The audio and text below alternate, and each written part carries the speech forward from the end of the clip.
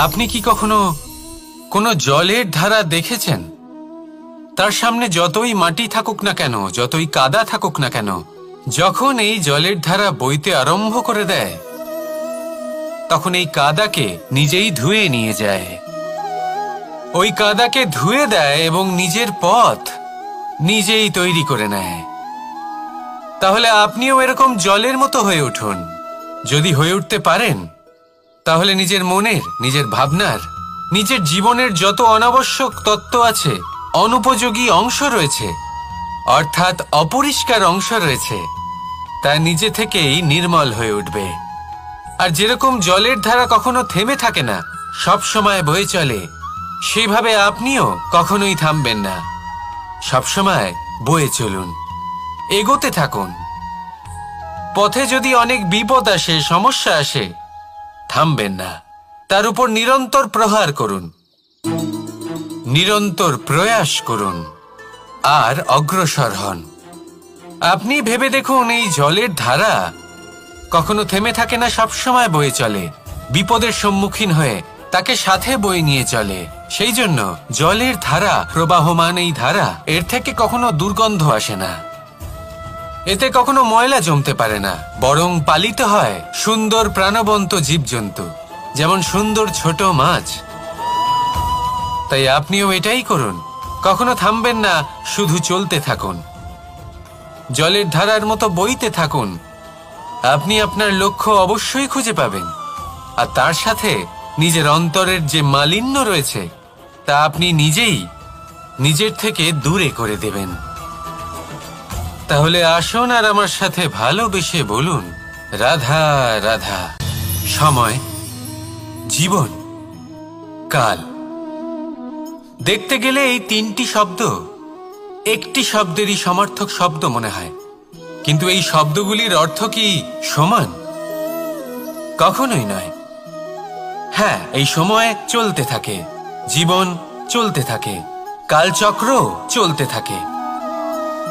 এই সময় কেটে যায়, কিন্তু এই জীবন, একে যাপন করতে হয়। কি বলেন?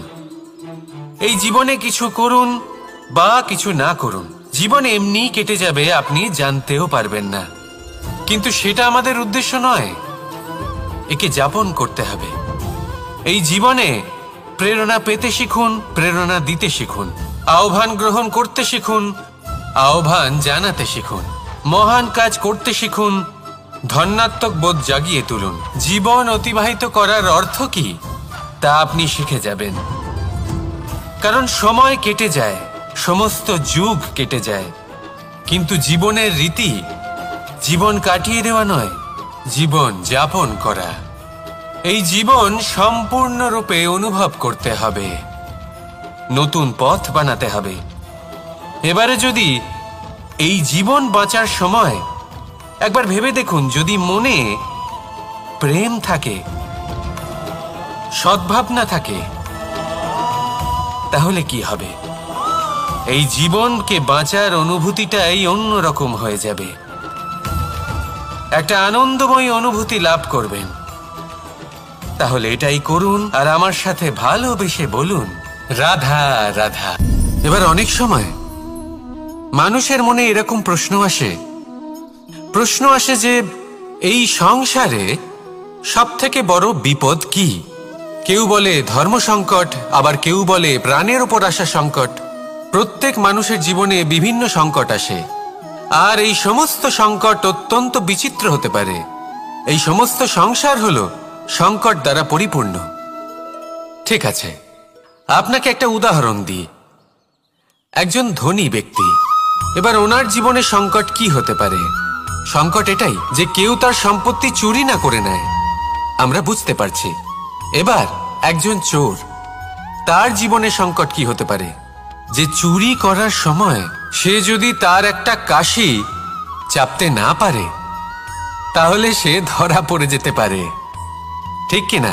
আবার অনেক সময় এমনও হয় যে যার জন্য আমি সংকট, সেও আমার কাছে সংকট।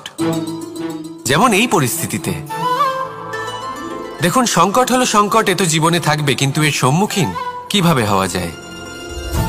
খুব সরল। সব এটার ওপর নির্ভর করে, মনের ওপর। এই মনকে নিয়ন্ত্রণ করলে সব ঠিক থাকবে। এবার যদি ধনী ব্যক্তি মনকে নিয়ন্ত্রণ করে ফেলেন, নিজের অর্থের ব্যবহার শুভ কাজের জন্য, সমাজের সেবার জন্য বিকাশ করতে করেন, ওই অর্থকে একত্রিত করে না রাখেন, তাহলে চুরির সমস্যা, এই সংকট সেখানেই কেটে যাবে। এবার যদি কথা বলি সেই চোরের, তাহলে চোর যদি নিজের মনকে সংযত করে নেয়, যদি নিজের কর্মকে নিয়ন্ত্রণ করতে পারে, তাহলে এমন কোনো স্বর নেই, এমন কোনো স্বর নেই যা ওকে ধরা পড়তে বাধ্য করবে। সেই জন্য জীবনে সংকট যতই আসুক, যত বড়ই সংকট আসুক না কেন, কবচ হলো একটাই, আর এই কবচের নাম হলো আত্মনিয়ন্ত্রণ। নিজের মনকে নিয়ন্ত্রণে রাখতে শিখুন। এটা নিজের জীবনে প্রয়োগ করে তো দেখুন। যদি আপনি করতে পারেন, তবে আপনি দেখবেন যে সংকট তো জীবনে আসা যাওয়া করে, কিন্তু সেই সংকটগুলির সম্মুখীন আপনি এইভাবে করতে পারবেন। তাহলে সেটাই করুন, আর আমার সাথে ভালোবেসে বলুন, রাধা রাধা। এই দড়িটা দেখুন, ছোট ছোট রেশম দ্বারা তৈরি, এটা সরু সুতো দ্বারা তৈরি হয়েছে এটা, আর এ অত্যন্ত কোমলও বটে। আর আপনি চাইলে এটা সোজাও করে দিতে পারেন, আর চাইলে এটা বেঁকিয়েও দিতে পারেন, আর যদি চান তাহলে এটা গোল গোল করে বেঁধে কোথাও রেখেও দিতে পারেন। এবার এই কোমল দড়ি যদি কোনো নিষ্ঠুর কঠিন পাথরে বারংবার জড়িয়ে দেওয়া হয়, তাহলেও তাকেও কাটতে পারে, নিজের ছাপ ছেড়ে যেতে পারে, সেটার আকারও বদলে ফেলতে পারে। এবার এর কারণ কি? এর কারণ হলো অভ্যাস আর নিরন্তর প্রচেষ্টা। যদি আপনিও চেষ্টা করেন আর নিরন্তর কর্ম করে যান, তাহলে আপনার প্রারব্ধ পাথরের মতো কঠিনই হোক না কেন, তাতে ভাঙন ধরিয়েও আপনি নিজের লক্ষ্যে অবশ্যই পৌঁছতে পারবেন। একটা গুরুত্বপূর্ণ কথা মনে রাখবেন, সুকর্মের অভ্যাস আর নিরন্তর প্রয়াস, এই হলো সাফল্যের মন্ত্র। তাহলে জীবনে এই মন্ত্র আনুন, আর আমার সাথে ভালোবেসে বলুন, রাধা রাধা। বসন্ত ঋতু, এই সময় মন আনন্দে ভরে থাকে। এমন মনে হয় যেন আমরা আকাশে বিচরণ করতে চলে যাই, কিন্তু সেটা তো সম্ভব নয়। সেই জন্য হয়তো আমরা ঘুড়ি ওড়াই, এই ঘুড়িকে নিজেদের প্রতিরূপ মনে করে। এবার অনেক মানুষ আছেন যারা ঘুড়ি ওড়ান, কিন্তু এই কর্মের সারমর্ম কি সেটা কজন বুঝতে পারেন? আপনি এটা মনে করুন যে আপনি হলেন সেই ঘুড়ি, আর এই সুতো যিনি ধরে রয়েছেন তিনি হলেন পরমাত্মা। আর এই সুতো যেখান থেকে শুরু হয়, সেই লাটাই হলো আমাদের কর্মচক্র। এবার আপনি নিজেই অনুমান করুন যে এই উড়ান কার ওপর নির্ভরশীল, পরমাত্মার ওপর আর আপনার কর্মের ওপর। যদি পরমাত্মা আপনার হাত ধরে থাকেন, আপনার সাথে থাকেন, যদি আপনি শুভ কর্ম করতে থাকেন, আপনি এই আকাশে উড়তে থাকবেন। কিন্তু কোথাও কোথাও যদি পরমাত্মার সাথে এই বন্ধন ছিন্ন হয়, আপনার কর্মচক্র খারাপ হয়ে যায় বা থেমে যায়, তাহলে আপনার এই ঘুড়ি কেটে যাবে আর দূরে কোনো গাছের ডালে গিয়ে আটকে যাবে। তাই শুধুমাত্র ঘুড়ি ওড়াবেন না, তার থেকে শিখুন, পরমাত্মার সাহচর্যে থাকুন, সবসময় শুভ কর্ম করতে থাকুন, আর সবসময় এই আকাশে উড়তে থাকুন। আসুন আর আমার সাথে ভালোবেসে বলুন, পিতা আর পুত্রের সম্পর্ক অত্যন্ত মধুর হয়ে থাকে। পিতা স্বপ্ন দেখেন, তাকে পূর্ণ করার সকল সম্ভাব্য চেষ্টা করেন, কিন্তু তাও অনেক সময় ওনার স্বপ্ন অপূর্ণ থেকে যায়। তখন পিতা ভাবেন যে স্বপ্ন উনি পূর্ণ করতে পারেননি, ওনার সন্তান তা অবশ্যই পূরণ করবে। যে স্থানে উনি কখনো পৌঁছতে পারেননি, সেই স্থানে ওনার পুত্র অবশ্যই পৌঁছবে। পিতা নিজের সন্তানের ভবিষ্যৎ নিয়ে সেই স্বপ্ন দেখেন, আর যখন সেই সন্তান সামনে এগোতে থাকে, তখন তার দুঃখ হয় না, বরং গর্ব হয়। ওনার ভালো লাগে এটা দেখে যে ওনার সন্তান অনেক উন্নতি করছে। কিন্তু যখন সন্তান নিজের অভিভাবকের শক্তি দেখে, তার যশ দেখে হিংসা করতে থাকে, সমস্যা সেইখানেই শুরু হয়। সেই জন্য সকল সন্তানকে এটা মনে রাখতে হবে, দেখুন, পুত্র হবার সুবাদে, এক সন্তান হবার সুবাদে এটা হলো আপনার অধিকার যে আপনি আপনার পিতার থেকে বেশি উন্নতি করবেন। আপনার পিতাও এটাই চান, কিন্তু সুস্থভাবে এটা করুন। একটা রেখা টেনে নিন যাতে আপনি তাতে এগোতে পারেন আর আপনার পিতার তাতে গর্ববোধ হয়, আর সেই বিষয়ে দুঃখ না হয় যে আমার সন্তান আমাকেই ছোট করার চেষ্টা করছে। ইতিহাস সাক্ষী রয়েছে, যে মানুষ অন্য কাউকে ছোট করার চেষ্টা করেছেন সেই মানুষই ছোট হয়ে গেছেন। আর আমার মনে হয় না আপনি এটা চান, কারণ কোনো একদিন আপনিও কারোর পিতা হবেন। আসুন আমার সাথে ভালোবেসে বলুন, রাধা রাধা। আমাদের মনে যখন কোনো প্রশ্ন ওঠে, কোনো দ্বন্দ্ব জাগে, তখন আমরা যাই আমাদের গুরুর কাছে, আমাদের আরাধ্যের কাছে গিয়ে জিজ্ঞেস করি। এইভাবেই একদিন আমি পৌঁছলাম আমার আরাধ্যের কাছে, আমার মহাদেবের কাছে, আর ওনাকে প্রশ্ন করলাম যে মহাদেব, জীবনে আনন্দ পাওয়ার, উৎসব পালনের, প্রেম ভাগ করে নেবার, জীবনকে উপভোগ করে নেওয়ার সর্বশ্রেষ্ঠ সময় কোনটা? মহাদেব হাসলেন আর উনি বললেন, জীবনে উৎসব পালনের সব থেকে শ্রেষ্ঠ দিন হলো মৃত্যুর ঠিক আগের দিনটা।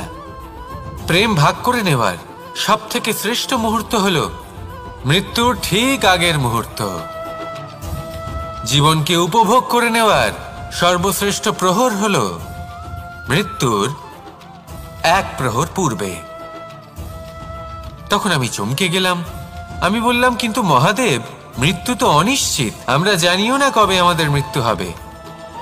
মহাদেব আবার হাসলেন। উনি বললেন যে যদি আমরা এভাবে জীবন কাটাই যে আমরা জীবনের প্রত্যেক দিন, প্রত্যেক মুহূর্ত, প্রত্যেক প্রহর শেষ বলে মনে করি, তাহলে আমাদের সমস্ত জীবন আনন্দের সাথেই অতিবাহিত হবে। কি বলেন? তাহলে আপনিও এই কথা মনে রাখুন আর আমার সাথে ভালোবেসে বলুন, রাধা রাধা। সাথী। সাথী এই শব্দটির ব্যাখ্যা কে কিভাবে করে? মিত্র, সখা, বন্ধু, কিন্তু অর্থ একটাই। তিনি যিনি আপনার সঙ্গী হন আর তিনি যার সাথী আপনি হন। এবার সব থেকে বড় প্রশ্ন হলো এটাই যে তিনি কে হতে পারেন যাকে আপনি আপনার সাথী বলে মেনে নিতে পারেন, নিজের সখা, নিজের মিত্র, নিজের বন্ধু মেনে নিতে পারেন। আপনার সাথী হলেন তিনি যিনি দুঃখের সময় আপনার পাশে থাকবেন, আপনার হাত ধরে থাকবেন। আপনার সাথী হলেন তিনি যার হাত আপনি নিজের সুখের দিনে ধরে থাকবেন।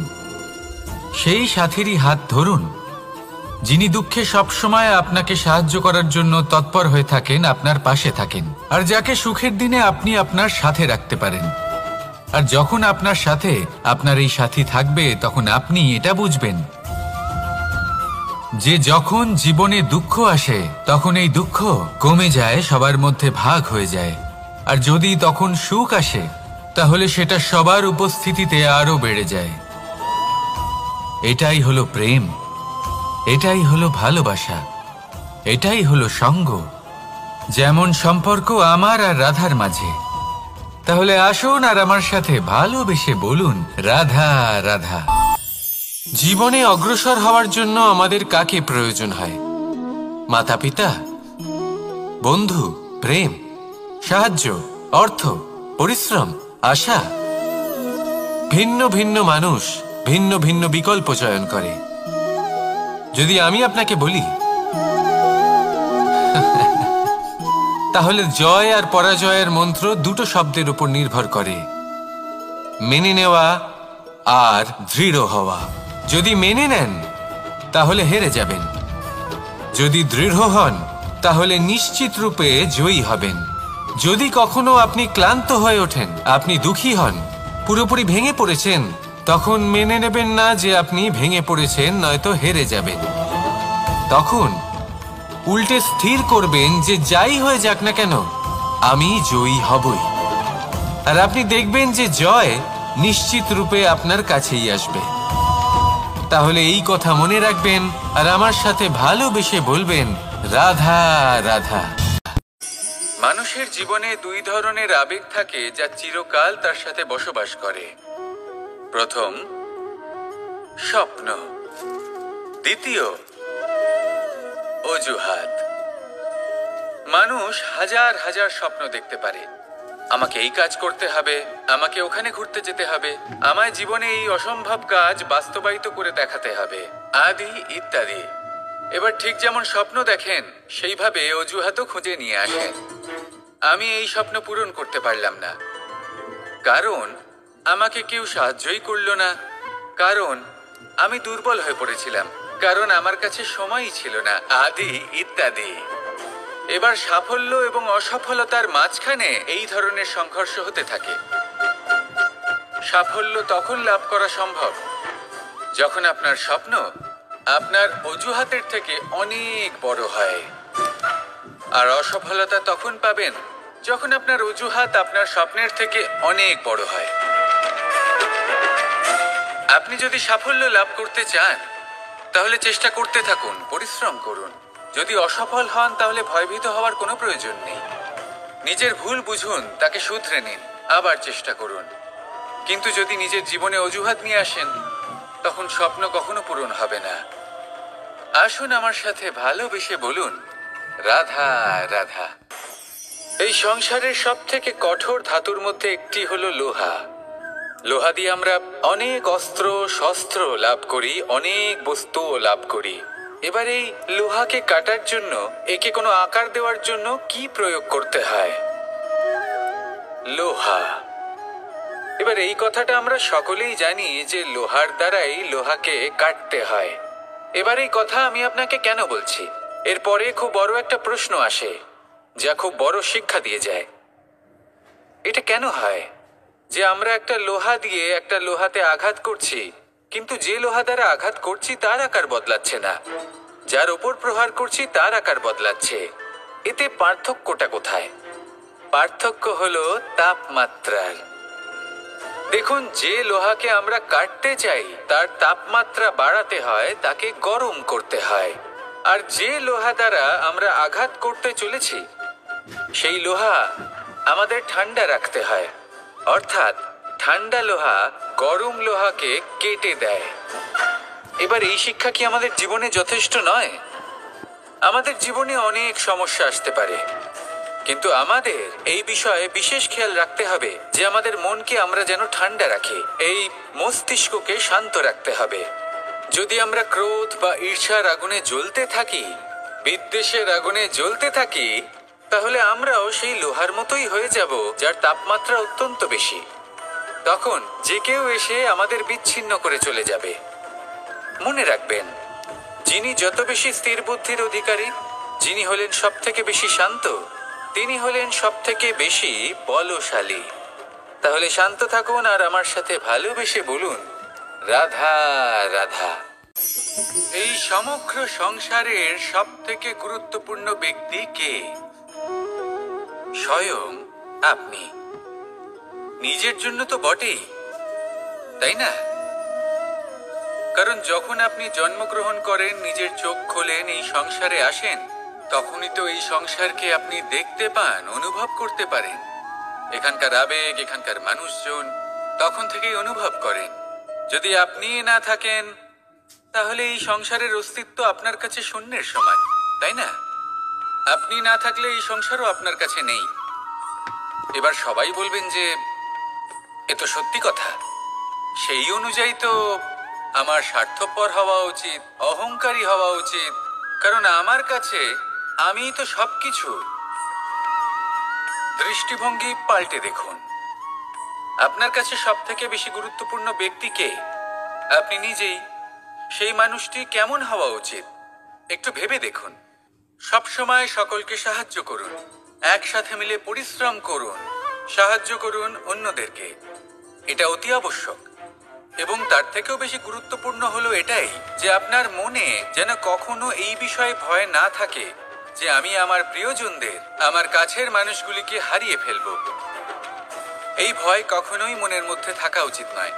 যদি ভয় থাকে তাহলে থাকুক এই বিষয়ে যে সকল মানুষ আমার জীবন থেকে, আমার থেকে দূরে চলে যাচ্ছেন, তাদের বাধা দিতে দিতে আমি যেন নিজেকেই না হারিয়ে ফেলি, নিজের অস্তিত্বকেই না হারিয়ে ফেলি, নিজের ব্যক্তিত্বকে, নিজের বিচারধারাকে, নিজের করুণার শক্তি না হারাই।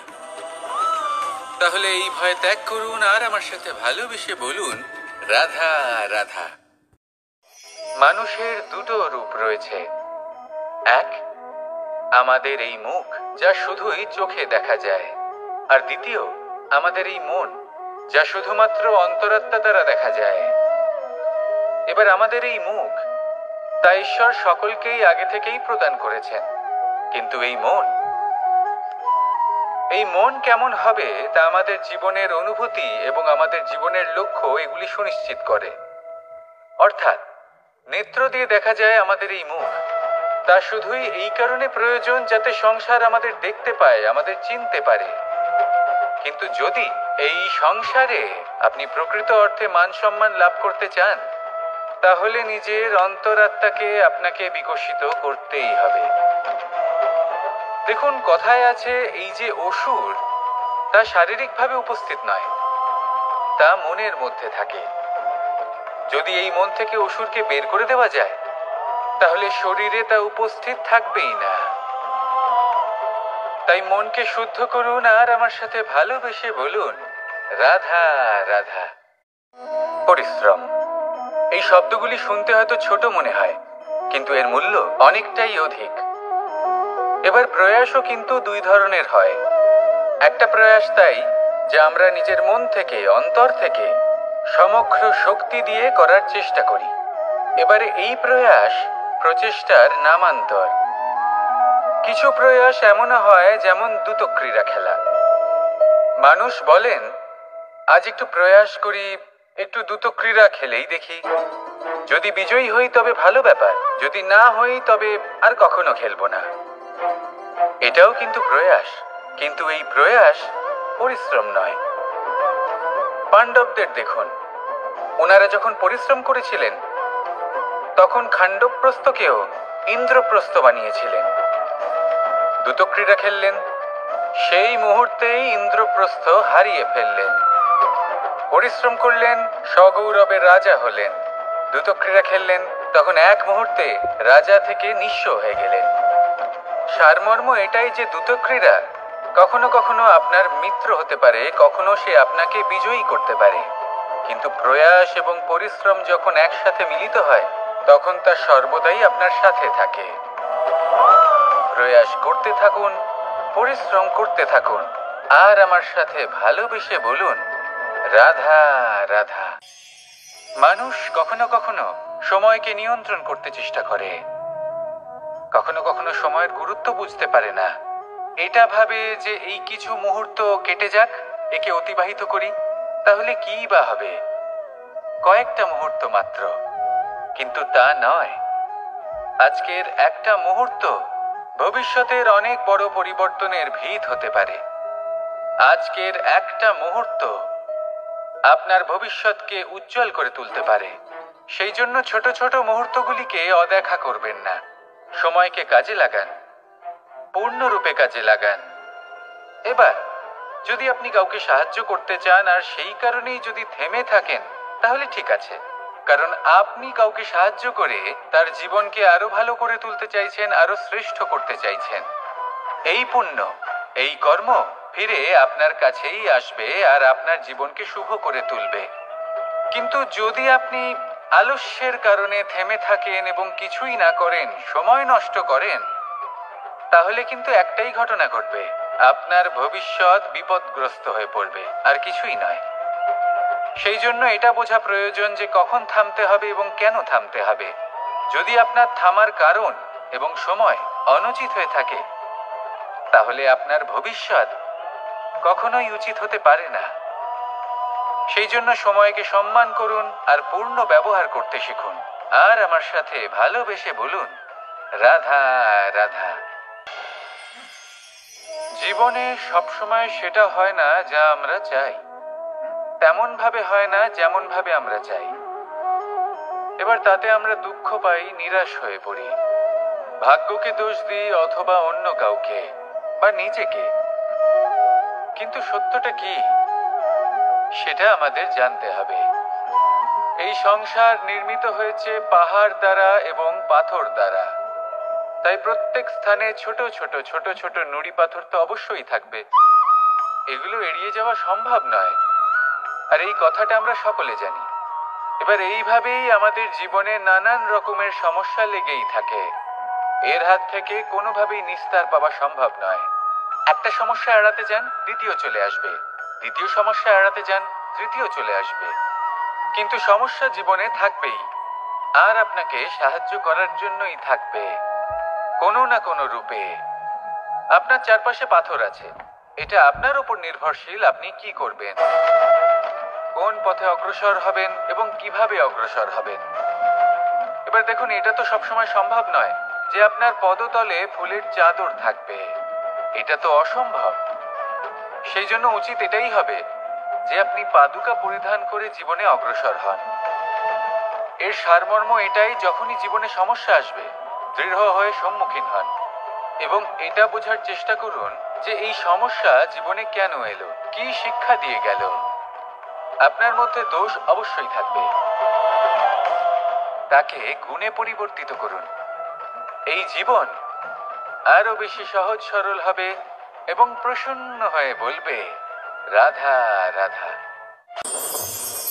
অনেক মানুষ আমাকে এসে বলেন যে কানাই, তোমার কথাগুলি তো আর কি বা বলি, তোমার কথা কি থেকে কি করে ফেলতে পারে, অসম্ভবকে সম্ভব করে ফেলতে পারে। এত শক্তি তোমার কথাতেই রয়েছে, তো অন্য কিছু করার কোনো প্রয়োজনই কোথায়? এবার ওনারা এই কথাটা বুঝতে পারেন না যে জ্ঞান শুধুমাত্র শব্দের সমন্বয় মাত্র, কিন্তু এর অর্থ কি সেটা জানার জন্য অনুভব করা প্রয়োজনীয়, সেই পথে চলা প্রয়োজনীয়। এই অভিজ্ঞতাই আপনাকে অর্থ বুঝিয়ে দেবে। ঠিক যেমন তুমি কর্ম করতে থাকো, ফলের চিন্তা করো না, এটা শুধুই শব্দ। এর সারমর্মটা কি, এর অর্থ কি সেটা বোঝার জন্য সেই পথে আপনাকে অগ্রসর হতেই হবে, সেটা যাপন করতে হবে, কর্ম করতে হবে নিরন্তর। এটা ভাবলে হবে না যে আমি কি আমার কর্মের ফল আদৌ পাবো কিনা, তবেই আপনি এই কথার অর্থ বুঝতে পারবেন। কখনো ভেবে দেখবেন, আমাদের বাড়িতে যারা জ্যেষ্ঠ আছেন, বড় আছেন, আমরা তাদের পুজো করি, তাদের সেবা করি, আমরা তাদের চরণ স্পর্শ করি। কেন? কারণ ওনাদের কাছে আমাদের থেকে অনেক বেশি জীবনের অভিজ্ঞতা থাকে। জীবনে শুধুমাত্র জ্ঞান শোনাটা প্রয়োজনীয় নয়, তা বুঝতে পারা প্রয়োজনীয়। তা যদি যাপন করেন তবেই অভিজ্ঞতা হবে, তবেই প্রকৃত অর্থ বুঝতে পারবেন। তাহলে জ্ঞান শুধু শুনবেন না, বুঝুন, তাকে আচরণে আনুন এবং আমার সাথে ভালোবেসে বলুন, রাধা রাধা। কখনো কোনো বাগানের কোনো বৃক্ষকে দেখেছেন যেখানে সুগন্ধি ফুল থাকে, রসালো ফল থাকে? তখন মন প্রফুল্ল হয়ে ওঠে, মন থেকে সেই বৃক্ষের প্রতি ভালোবাসা জন্মায়। কিন্তু যিনি বাগানের মালিক, শুধুমাত্র তিনিই জানেন যে কিভাবে এই বৃক্ষকে আগলে রাখতে হয়, কিভাবে তার পরিচর্যা করলে এতে সুন্দর সুগন্ধি ফুল হবে, রসালো ফল হবে।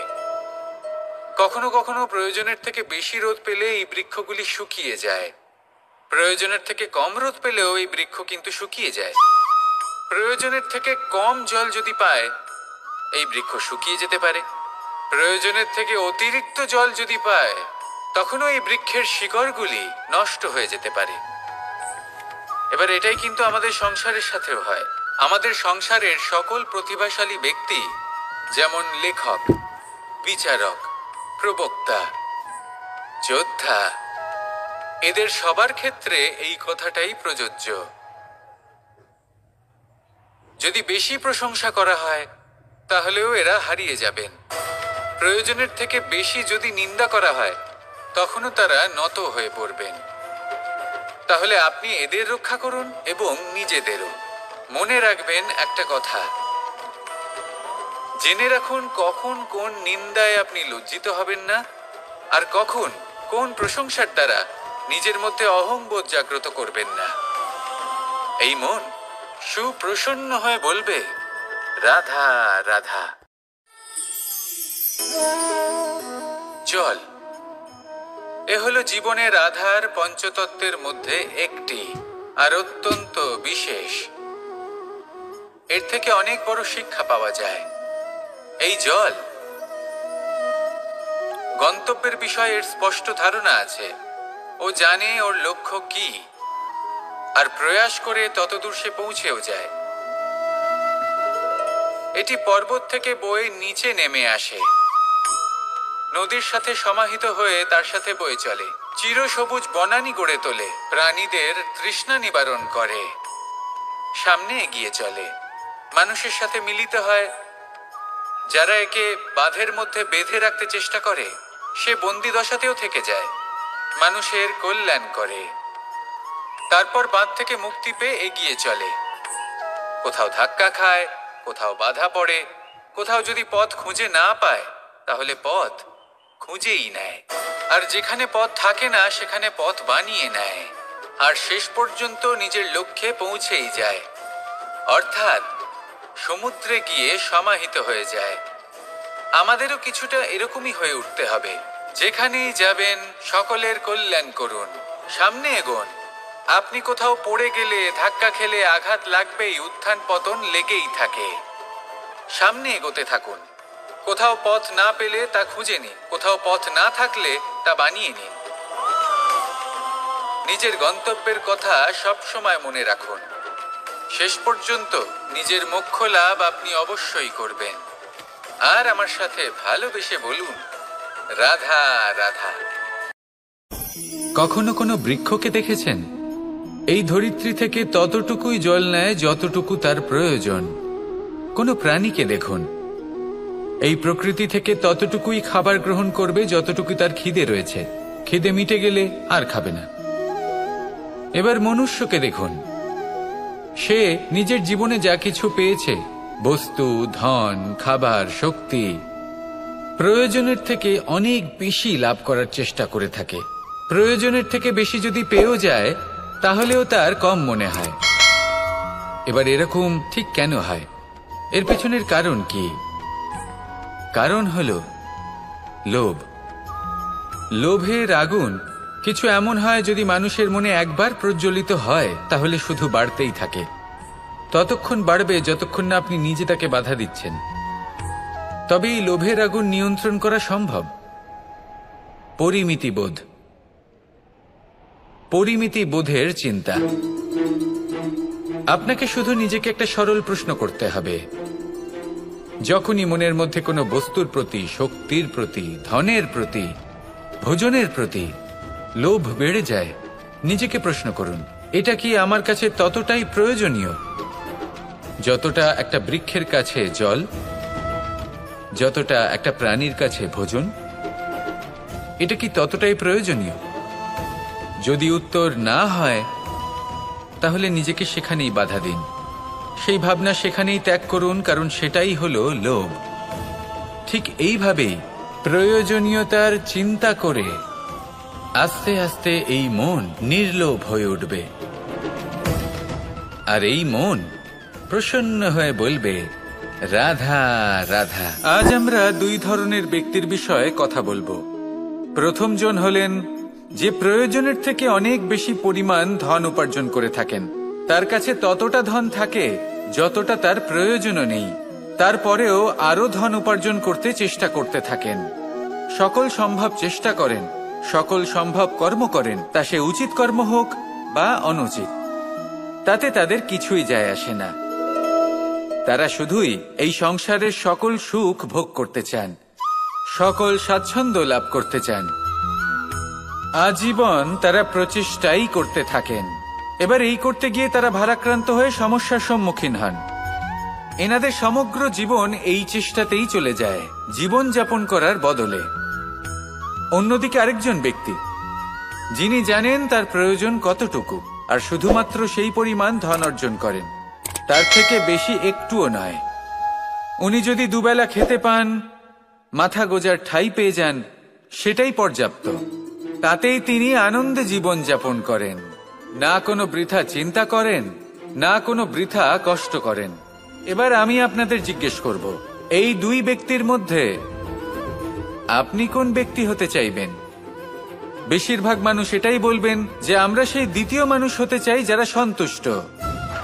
কিন্তু যদি মন দিয়ে দেখেন, আপনিও সেই কর্মই করছেন যা প্রথম ব্যক্তি করেন। আপনারা সবসময় চেষ্টা করে চলেছেন, এটাও লাভ করতে হবে, ওটাও লাভ করতে হবে, আমার এটারও প্রয়োজন, ওটারও প্রয়োজন। আপনি অনেক কিছু লাভ করেছেন, কিন্তু প্রশ্ন এটাই যে আপনার কি সেই সবকিছুর প্রয়োজন রয়েছে? এর উত্তর আপনার অন্তর্মনে রয়েছে। আপনার মন জানে যে আপনার প্রয়োজন কতটুকু। সেখানে গিয়ে দেখুন। সন্তুষ্টি মানুষকে আনন্দ দেয়। মানুষ যতটা সন্তুষ্ট হবে, ততটাই সে আনন্দ লাভ করবে। এবার আপনাকে এই সিদ্ধান্ত নিতে হবে যে আপনি কখন আর কোথায় সন্তুষ্টি লাভ করবেন, কত কিছু লাভ করার পরে সন্তুষ্ট হবেন। এই উত্তর আপনি মন থেকে পাবেন। এই সমাজের চাহিদায় জড়িয়ে নিজেকে বিভ্রান্ত করবেন না। নিজের অন্তরের এই মিথ্যে অহংবোধকে প্রশ্রয় দিতে গিয়ে যদি আপনি এরকম প্রয়াস করতে থাকেন, তাহলে জীবনযাপন কখন করবেন? থেমে যান, শান্ত হয়ে যান, নিজের অন্তর্মনে নিমজ্জিত হয়ে দেখুন যে সন্তুষ্টি কোথায়। এই সন্তুষ্টি লাভ করুন। এই মন প্রসন্ন হয়ে বলবে, রাধা রাধা। আমাদের গৃহে অনেক কক্ষ রয়েছে, কিন্তু এমন কি আছে যে একটাই থাকে? আমাদের গৃহের দ্বার। এমন কেন হয়? অনেক দ্বার তো থাকতেই পারে। ভেবে দেখুন, একটা বিশাল ভবন রয়েছে, তার চতুর্দিকে অনেক দ্বার আছে। ভালোই হবে, যাতায়াত করতে সুবিধা হবে, কিন্তু এমন আমরা কেন করি না? এবার আপনি বলবেন যে এটার উত্তর তো সহজ। যতগুলো দ্বার থাকবে, ততজন দ্বারপালও থাকবে। কে কখন কোথা থেকে আসবে, কোথায় চলে যাবে, সেদিকে খেয়াল থাকবে না। চুরির সম্ভাবনাও বেড়ে যাবে। যাক, এই বিষয়ে অন্তত আপনি বোঝেন। সেই জন্য আপনার গৃহে একটাই দ্বার রয়েছে। কিন্তু আপনার মনের বিষয় কি জানেন? আপনার মনেও কি কোনো দ্বার আছে? নেই। তার মানে যে কোনো ব্যক্তি যেখান থেকে খুশি আসতে পারে, আর আপনার মনে যা খুশি প্রবেশ করিয়ে চলে যেতে পারে। কোনো বাধার সম্মুখীন না হয়ে কোনো ব্যক্তি আপনার মনে যা কিছু প্রবেশ করিয়ে চলে যাবে, তা সে আমাদের পক্ষে শুভ হোক, অশুভ হোক, বা যতই ঘাতক হোক না কেন। সেই ভাবনা হতে পারে বাসনাময়, ক্রোধে পরিপূর্ণ, মতভেদে পরিপূর্ণ, বিদ্বেষ বা অহংকারে পরিপূর্ণ, বা কোনো ব্যর্থ ভাবনা হতে পারে। বিশ্বের যে কোনো ভাবনা মনে এসে বসবাস করতে পারে। এবার মনে যা ভাবনা থাকবে, মন সেটাই অনুভব করবে। নেতিবাচক ভাবনা যদি মনে ঘর করে, মন সুখ অনুভব কি করে করবে? সেই জন্য আবশ্যক হলো মনের মাঝে ইতিবাচক সত্তার দ্বার গড়ে তোলা। অর্থাৎ কোনো ভাবনা যদি আসে এবং ইতিবাচক হয়, তাহলে তাকে মনে প্রবেশ করতে দিন। যদি তা আপনাকে আর্থিক, সামাজিক, পারিবারিক, আধ্যাত্মিক লাভ দেয়, তাহলে তাকে প্রবেশ করতে দিন। যদি না দেয়, যদি তা নেতিবাচক ভাবনা হয়, তাকে দ্বার থেকেই আবার ফিরিয়ে দিন। যত শুভ চিন্তায় থাকবে এই মন, ততই শুভ হবে আপনার জীবন। আর এই মন সুপ্রসন্ন হয়ে বলবে, রাধা রাধা। অহংকার এ হলো ছোট একটা শব্দ, কিন্তু এর প্রভাব অত্যন্ত বৃহৎ হয়ে থাকে। আর সব থেকে বড় সমস্যা হলো, মানুষ আজ অবধি বুঝতেই পারেনি যে এই অহংকারের বাস্তব রূপ কিরকম। কেউ একে গর্বের নাম দেন, কেউ একে আত্মসম্মানের নাম দিয়ে থাকেন। এবং কোথাও একটা এমন সময় চলে আসে যখন সময় এই অহংকারকে ভেঙে খান খান করে দেয়। আর তখন না গর্ব আপনাকে বাঁচাতে পারে, না আপনার আত্মসম্মান। এখন যদি আপনাকে উদাহরণ দিই, তাহলে যেখানে আপনি বসে আছেন সেই ঘরেই ওপরে তাকান, সেই ছাদের দিকে। যদি এই ছাদ অহংকার করতে থাকে যে দেখো আমি তো সব থেকে উঁচু জায়গায় আছি, আমার চেয়ে ওপরে আর কেউ নেই।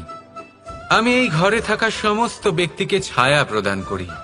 যদি এই অহংকার এসে যায় তাহলে কি?